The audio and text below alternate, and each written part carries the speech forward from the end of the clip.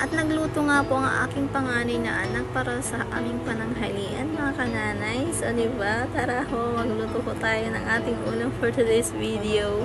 Dahil nga po, simple lang ang kanyang lulutuin, mga kananay. So, ito po lahat ng mga sangkap ng kanyang lulutuin. Dahil nga po, tanghali na sila kumigising. So, ayan, tara at samahan natin siyang magluto at i-guide po natin siya. Para naman po matuto na siya magluto, di ba mga kananays? At ayan na mga kananays, naglagay na siya ng mantika dyan at natatakot pa talaga maglagay ng mantika sa kaserola. At ano yan mga kananays, sabi ko bawang una niyang ilalagay pero kanina kamali siya si Boys yung nilalagay. So tawang-tawa talaga ako kanina na medyo syempre first time niya pong magluto at first time ko rin siyang tuturuan ng mga kananays. At ito nga po pala yung sahog ng aming ulam today, sardines. Ayan, masarap po. Sino pong kumakain ng sardines dyan? Dito po kami lumaki mga kananays, sardines ang aming ulam. So, hindi po kami maarte na kumain ng sardinas. At ito na nga mga kananays, kumukulo na, ba't ang bango-bango ng kanyang niluluto. Sabi nga ng kapatid niya ay ang bango ng kanyang niluluto. At ito na nga, diba? Dalaga na talaga. At ay naglagay na rin siya ng pampalasa. Mag-grade 4 na po kasi yan mga kananay sa pasukan. So, kailangan ko na pong siyang turuan sa pagluluto kahit bata pa siya.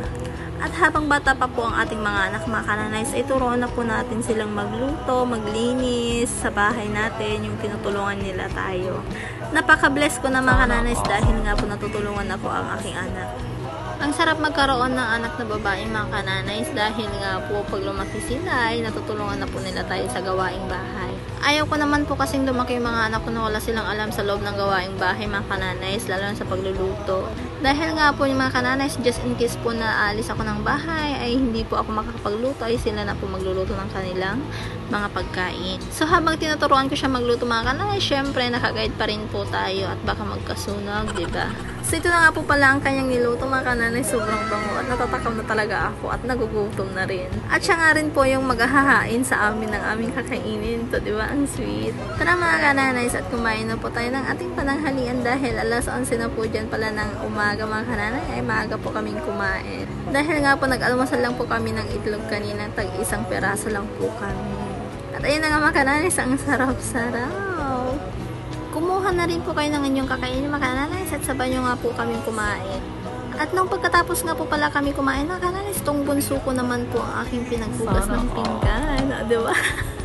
Para naman talaga matuto sila sa paghuhugas ng pinggan, sa pagluluto, sa pagwawali, sa paglilinis, lahat ng gawaing bahay mga kananays. Siyempre natutuwa ako habang binibideo ko siya dyan.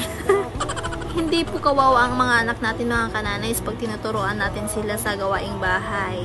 Mas kawawa sila mga kananays kung wala silang alam sa gawaing bahay, lalo na po pag lumalaki na po sila. O diba mga kananays, sinong relate dyan? At habang bata po pa ang ating mga anak mga kananays, turuan na natin sila sa gawaing bahay. Kasi mas mahirap na po silang turuan mga kananays pag malaki na po sila at matitigas na po ang ulo. So ay mga kananays, thank you for watching. God bless everyone.